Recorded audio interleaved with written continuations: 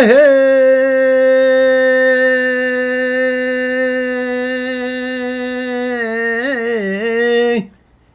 무상하니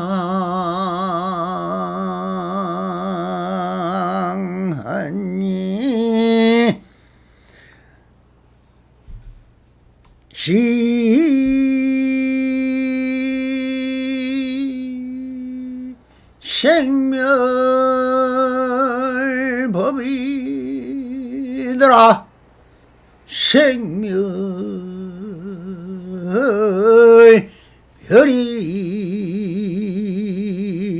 하면 청멸이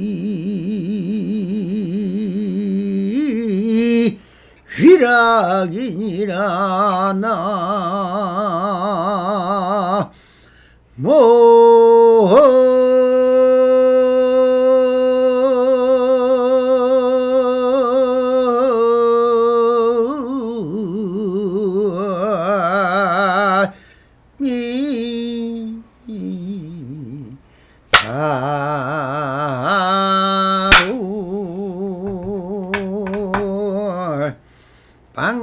반갑습니다.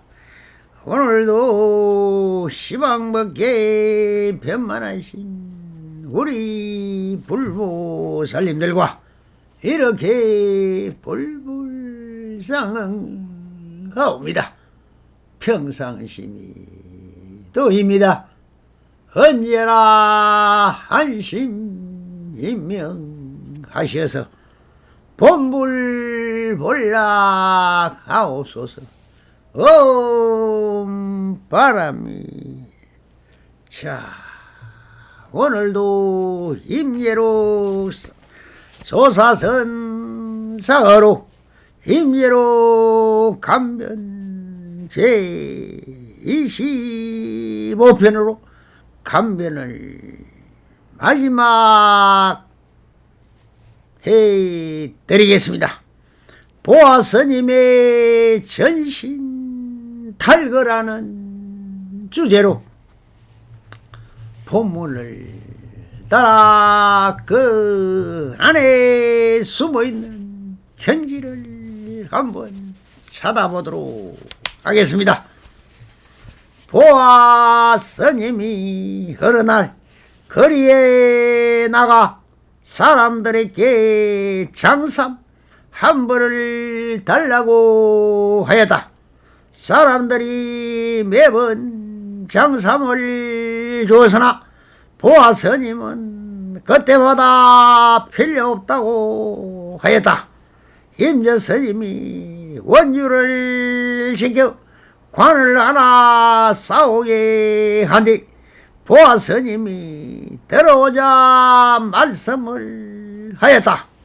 내가 그대를 위하여 장삼을 장만에 두었네 하니 보아스님이 관을 짊어지고 나가서 옹거리를 돌면서 임재스님이 나에게 장삼을 만들어 주셨다. 나는 동문으로 가서 열반에 들겠다 하고 외쳤습니다. 사람들이 너도 나도 따라가서 보니 보아스님의 오늘은 아니다. 내일 남문에서 열반에 들리라. 이렇게 사흘을 하니 사람들이 아무도 믿지 않았다. 나흘째 되던 날 따라오는 보려는 사람이 아무도 없었다. 혼자 성막으로 밖으로 스스로 관속으로 들어가서 길가는 행인에게 관뚜껑에 못을 치게 하였다. 삽시간에 말이 퍼져서 시내 사람들이 쫓아가서 관을 열고 보았다. 그런데 모모님이 어디론가 사라지고 다만 공중에서 요랭소리만 나느니 올릴 뿐이었다라고 적혀 있습니다. 자, 우리 불보살님들은 어떻게 들었습니까? 오늘로서 이 임계로 감변을 마감합니다. 감변 마지막 스님으로 보아 스님의 열반을 다루고 있는 것을 보면은 임계록을 개장한 종년 스님의 번쩍이는 글솜씨가 참 아름답고 재치 있으며 통쾌하기까지 합니다. 불임문자의 조사선을 이렇게 저서로 만들어냈다는 것은 물론 사실을 기반으로 편성되었지만 사실이 아니라기도 그래도 거밀뿐 말은 말일 뿐인 것입니다. 다 진공묘유이라고 하지만 다 차별심과 부별심을 통하여 무차별심과 무분별심을 대비하여 서로 부딪히고 서로가 미진이 되어 하나의 눈에 보이지도 않고 형상이 없어서 대대가 사라지게 하여 이것이 저것이고 저것이 이것이라는 분별과 차별이 없는 허공성으로 해강 반조할 수 있는 방편이야말로 마음이 아니면 될 수 없는 상차 상조의 차조 동시가 이루어지게끔 상대의 마음을 이끌어낸다는 것은 참으로 신통묘용이요 성이 방편이니 그래서 한 마음을 밝히지 않고는 도저히 범부의 생각으로는 이룰 수 없는 신출 기모란 선지시 아니면 이루어낼 수도 없는 이 귀중한 선어록인 사가록이 탄생된 것이며 원문종의 칠세손인 종년스님에 위하여 마조선사와 백창선사와 한격선사 그리고 임재선사의 사후 200년이 지나서 조사선이 사라져갈 무렵에 종년스님의 이 사가로의 지필이야말로 이심전심으로 깨달음의 마음을 전해진 것을 본다면 참으로 감사하고 엎드려 부처님의 향과 조사님들의 선맥이 지금까지 전해지게 한 보물 중에 보물이요 후대인의 축복이며 행운일 것입니다.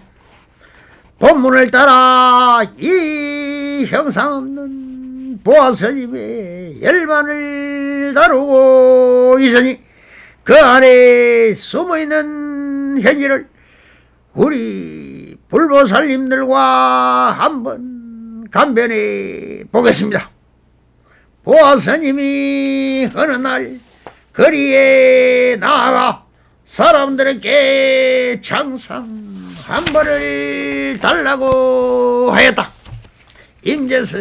임재록에 보아스님이 출연이 없었다면 너무나 고고하고 너무나 험난한 길이라 누구라도 지쳐 떨어졌을 것입니다. 그러나 이 보아스님의 무해자제한 대자유이요 해탈의 경지를 오래 스님은 동서고금을 통하여 없었을 것입니다. 선지식이면서 한마음을 통달한 보아스님의 행위체를 본다면 이 사바세계의 짜여진 법칙과 촘촘히 엮어진 육법 전세에 얽매여 살아가는 백성을 고사하고 출생하는 스님들마다 출생하나 있으면서도 율법이다 불법다 선악법이다 수많은 84,000 세일을 갖추어야 하고 음식도 가려 먹고 옷도 규범에 맞게 입어야 하고 행동도 규범과 세속인보다 더한 비구개를 250개나 있으며 비구개는 480개가 있습니다. 이것도 하지 마라 저것도 하지 말라 하지 말라는 법으로 꽁꽁 묶어 옴짝달싹도 못하게 묶여 있으면서 자유가 어떻고 했다리 어떻고 열반이 어떻고 하면서 입만 살아서 중얼거리고 있는 스님들이야말로 꼭두가시오 인형이요 로봇가 아니면 뭐란 말입니까? 그런 것은 부처님의 법도 아니요 율법도 아닙니다. 율사라면 목닥이나 치고 의식이나 지르게 하는 것이 불교입니까? 아닙니다. 그것은 해이불교이며 무당들이 행하는 구판을 흉내내는 품바들의 행위인 것입니다. 법사는 법만 설하라고 합니다. 법에서 벗어나야 한 마음을 수행해 하는 성이 어찌 방편법만 설하라고 합니까? 선사라면 다리만 들고 앉아있는 것으로 만든 것이 누구입니까? 다 우리 불자님들이 신도들이 그렇게 만들어 놓았습니다. 이것이 법집이요 병통이며 마음을 얽매는 도구들인 것이죠. 단 한 번이라도 보아스님같이 대자유인이요 대해탈이로 살아가보는 것이 바로 우리의 최고의 극락인 것입니다. 그래서 이 대자유인이 보아스님이 길거리에서 장사하는 사람들에게 장삼 한 벌을 달라고 하였다 합니다. 여기 말하는 장삼은 지금 스님들이 입고 있는 유생들의 도표를 말하는 것이 아니고 스님들의 잇몸을 가리게 입는 옷을 편삼이라 하고 아랫도리를 가루는 옷을 군지하라 하는데 이 두 옷을 하나로 바늘로 입어서 만든 옷을 직철이라 하는데 이 옷을 한 벌 달라고 했다는 것입니다. 평소에는 유리글씨 하며 하도 다 떨어진 옷을 입고 다니니까 사람들이 옷을 주려고 하면 나는 이 옷이 편하다 하면서 헌 옷자락이 다 떨어진 옷을 입고 다녔다는 것입니다. 사람들이 매번 장삽을 주었으나 보아스님은 그때마다 필요 없다라고 합니다. 그래서 그 소식을 들은 임재스님이 그렇게도 옷을 안 받던 입던 보아스님이 갑자기 직철을 달라고 한다는 말을 듣고 바로 무엇을 알았겠습니까? 그래 이제 보아스님이 열반을 준비하려나 보다 하는 생각이 들어 이렇게 원주를 시켜 말을 합니다. 임재스님이 원주를 시켜 관을 하나 싸우게 하니 보아스님이 들어오자 말씀하셨다. 내가 그대를 위해 장삼을 장만에 두었네라고 하니 보아스님은 그래 내 마음을 우리 꼬마 임재가 읽었구나. 역시 우리 임재는 꼬마 신동이야 하면서 그 관을 짊어지고 나갔다고 합니다. 보아스님이 관을 짊어지고 나가서 온 거리를 돌면서 임재스님이 나에게 장삼을 만들어 주소다. 나는 동문으로 가서 열반에 들겠다 하고 외쳤다고 합니다. 이제 임재스님이 관까지 맞춰 주었으니 열반에 들겠다면 온 시장 바닥을 누비며 자랑하며 내일 동문으로 가서 열반에 들겠다고 하며 소리치니 사람들이 홍성성하며 다음날 보아스님의 열반을 보내고 많이 갔는 모양입니다. 스님의 입적을 할 때는 다 예언을 많이 하지요. 많은 스님들의 입적을 보면 제일 많은 것이 모욕 제기하고 가사장삼을 갖추어 있고 자리를 펴고 참선 자세로 바르게 앉아 조용히 선정에 들듯이 그렇게 입적을 많이 합니다. 세종께서도 오른쪽 발을 덕에 개고 비스듬히 누워 계시다. 열반에 드신 그 형상을 많이 보았을 것입니다. 그렇게 누워서도 가시고 앉아서도 가시고 서서도 가시고 물구나무를 서서 가신 스님도 계시고 많은 입적 현상을 보여주고 가십니다. 그래서 잘 가셨다 하는 말이 10가지의 부처님 이름 중 선서라고 합니다.